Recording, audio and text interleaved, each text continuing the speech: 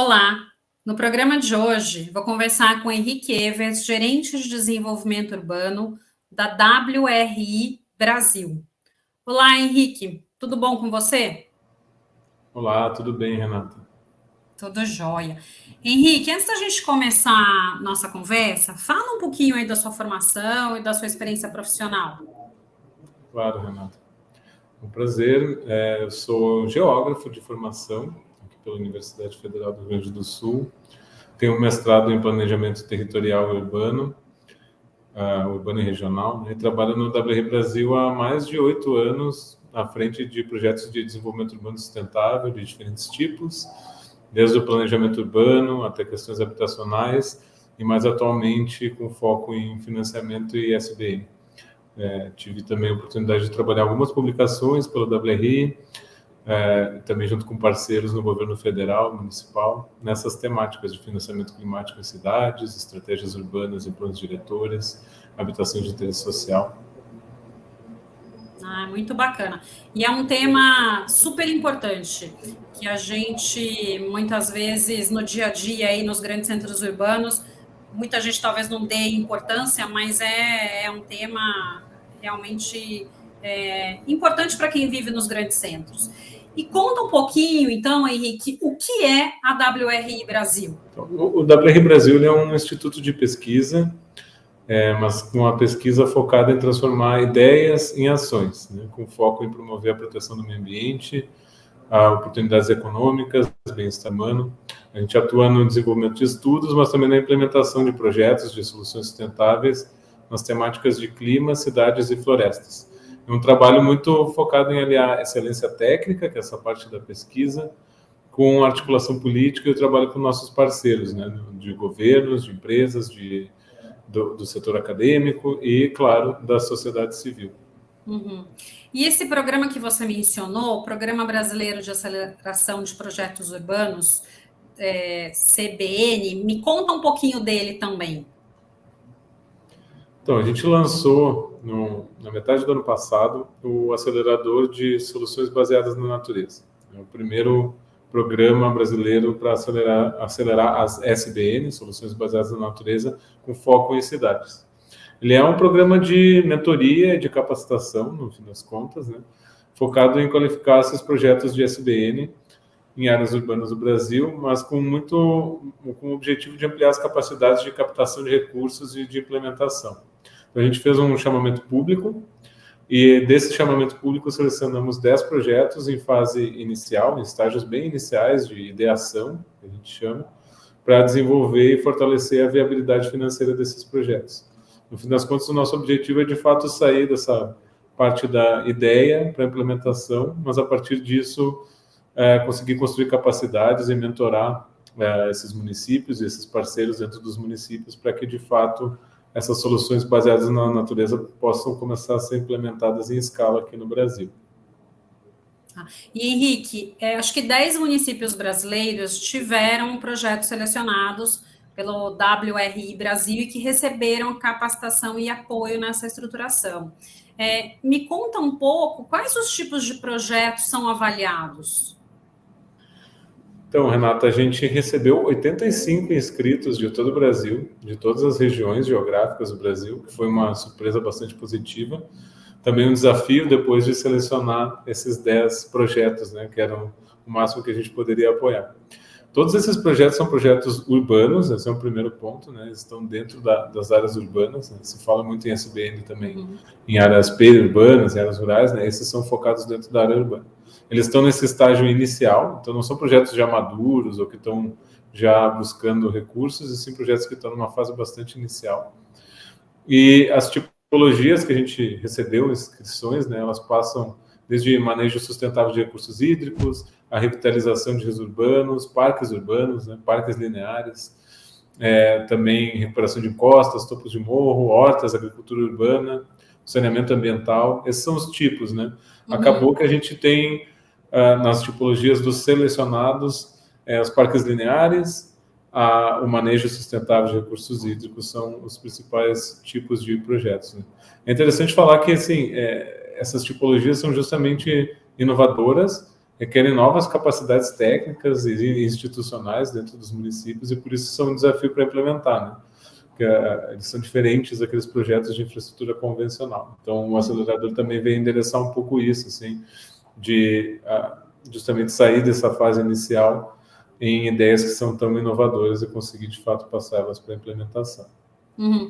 E, Henrique, são, assim, projetos, acho que, bastante diversificados, né? E quais foram, assim, os principais pontos que levaram à escolha desses 10 projetos?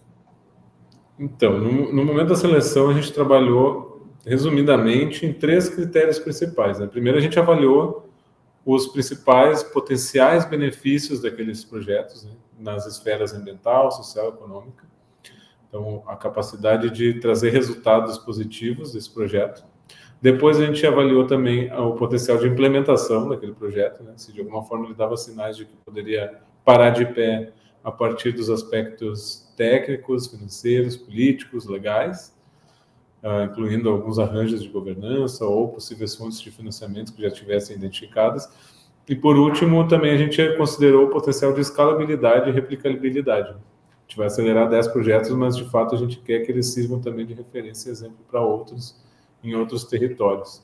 A gente também pediu um apoio explícito, endossado do setor público municipal, ainda que o projeto fosse proposto ou pelo setor privado ou pela academia, porque a gente entende que esse tipo de solução necessita realmente de um apoio e muitas vezes uma liderança do setor público. Uhum. A gente também olhou para uma relação com a questão de vulnerabilidade e a população local e o alinhamento com planos e políticas já existentes. Então, tudo isso foi considerado na hora de selecionar esses 10 projetos. Tá, muito bacana toda essa interface, né, de análise e de interesse depois para que esses projetos, de fato, continuem e disseminem boas práticas no futuro. Então, bem legal isso. E você comentou da questão, né, da iniciativa do setor público, ele ser o fomentador, mas você também ter o auxílio do setor privado, que realmente eu acho que é de extrema importância para todas as ações, né, que a gente tem. E dentro do setor privado, quais os setores da sociedade participam com a WRI dessa iniciativa?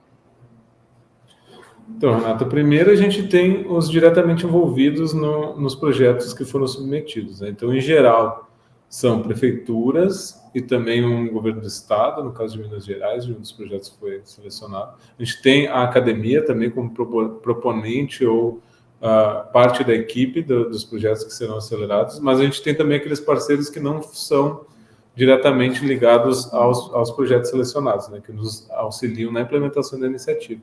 A gente tem, por um lado, uma rede de financiadores, ou potenciais financiadores de projetos, né? No WRI Brasil, a gente tem uma rede chamada FISC, que é uma rede de financiamento para infraestrutura sustentável em cidades, na qual a gente conta ali com bancos de desenvolvimento, multilaterais, bilaterais, bancos subnacionais também, aí não ficar só nesses termos, dar nomes mesmo. CAF, Banco Mundial, o BID, o BNDES, a própria Caixa, alguns bancos regionais como o BDMG, BRDS, só citando alguns exemplos. Então, esses dessa rede, eles observam e acompanham esse apoio técnico que está sendo dado aos acelerados. A gente tem uma parceria com a BDE também, que é a Associação Brasileira de Desenvolvimento, que congrega muitos desses bancos. Também a gente tem parceiros do terceiro setor e, na verdade, o acelerador ele faz parte de uma iniciativa maior que foi criada, que é a Aliança Bioconexão Urbana, que reúne um grupo de organizações que são atuantes nessa área de soluções baseadas na natureza em cidades, e aí a gente tem, só citando alguns, né, GIZ, C40, a Fundação Grupo Boticário de Proteção à Natureza, o Pacto Global da ONU, enfim, alguns parceiros aí também. E a gente tem os apoiadores diretos da iniciativa, né, que a gente conta com o financiamento do governo britânico e da Caterpillar Foundation, que fazem o projeto, de fato, acontecer.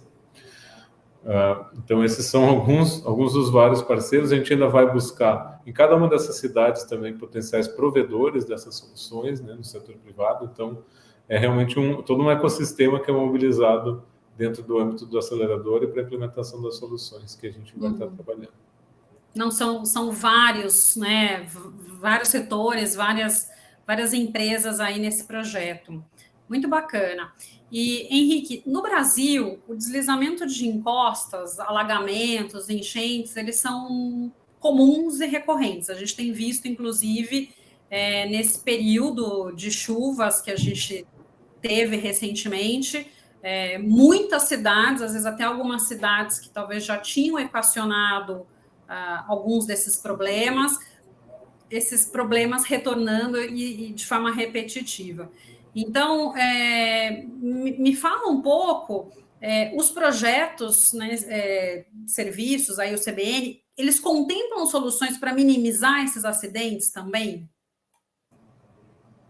Com certeza, esse é um dos principais pontos que as SBN podem endereçar, né? Grande parte delas contribui significativamente seja para a contenção de deslizamentos e talvez principalmente para os sistemas de drenagem.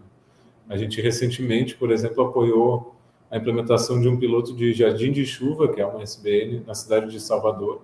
E entre alguns resultados, que também buscava a questão de visibilidade e mobilização, né, para a implementação, mas também contribui para a redução de alagamentos pontuais. Mas se a gente for olhar em maior escala, e alguns dos projetos do acelerador são exatamente desse tipo, a gente tem parques lineares, os chamados wetlands construídos, redes de parques e lagoas construídas também são infraestruturas verdes maiores e que trabalham diretamente para endereçar a questão de inundações, enchentes e alagamentos. Então, a gente traz muito a questão da renaturalização desses ambientes como forma de mitigar os desastres, né, e endereçar diretamente essa agenda dos desastres. Então, no fim das contas, um grande ponto que está por trás de toda a iniciativa do acelerador é realmente trabalhar a redução da vulnerabilidade das populações urbanas no Brasil a esse tipo de evento, mas mudando um paradigma fundamental, que é começar a trazer a natureza como parte da solução desse problema, né? Não mais vê-la como um problema ou como a ocupação das áreas de risco como um problema por si só, mas trazer a natureza como uma parte da solução e como algo a gente utilizar para reduzir esses riscos de desastres. Henrique, não sei, percepção minha, né? A gente às vezes vai para o litoral ou para lugares que a gente está acostumado e realmente a gente vê uma ocupação irregular das encostas ou mesmo de áreas de preservação permanente. É uma questão também de política pública, de realmente os prefeitos se engajarem, talvez no remanejamento dessas pessoas e não deixar efetivamente a questão da ocupação. E a questão da drenagem, que é caro para um prefeito, para um político, investir em drenagem urbana. E, no fim, os projetos nem sempre são os mais adequados para você ter realmente esse fluxo de uma água mais intensa, né, ter um fluxo melhor. Então, são problemas também que eu acho que é uma mudança, né? É você, de fato, implementar políticas públicas, mas é uma mudança de comportamento, e acho que é uma mudança nossa no sentido também de exigir que essas políticas sejam, de fato, implementadas e melhor implementadas.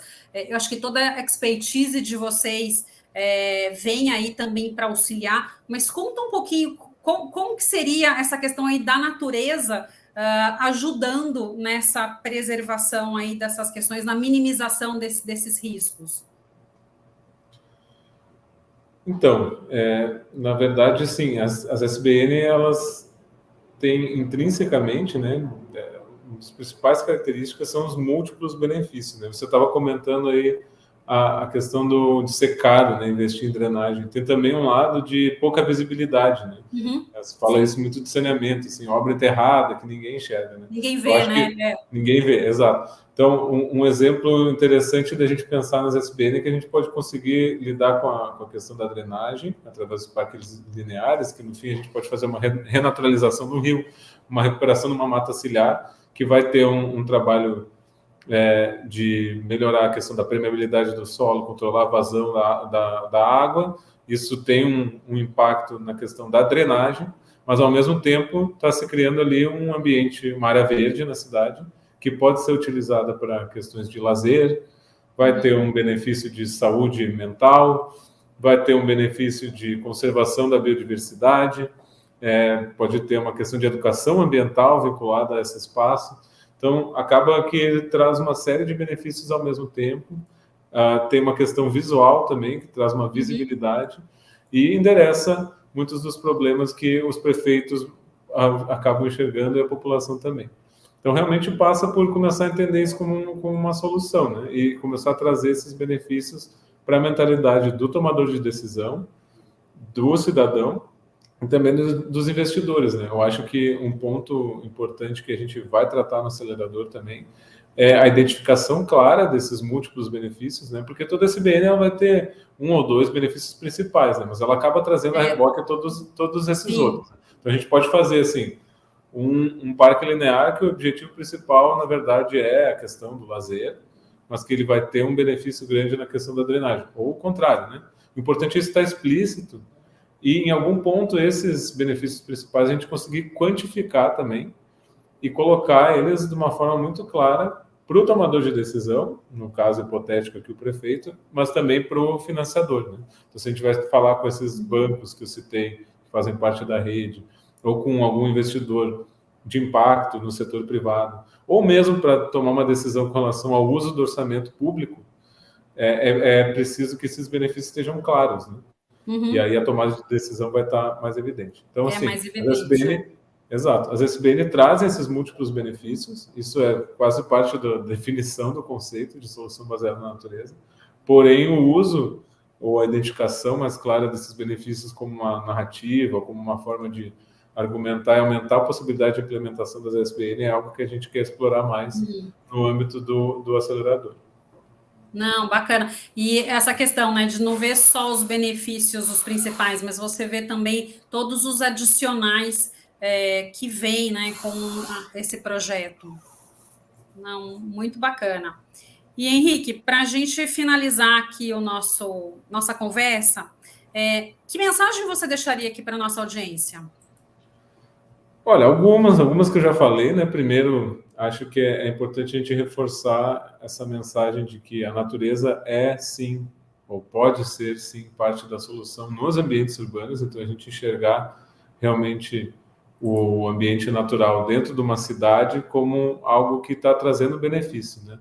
Inúmeros, né? Mas até aqueles que a gente está acostumado a enxergar a serem benefícios de obras de concreto, né, de infraestrutura cinza, não, a natureza também pode trazer isso. Sempre numa mistura, né? A gente pode usar, ou deve usar, a infraestrutura cinza também, muitas vezes, mas aliado à natureza, o potencial é muito maior. E a gente reverte toda uma lógica, né?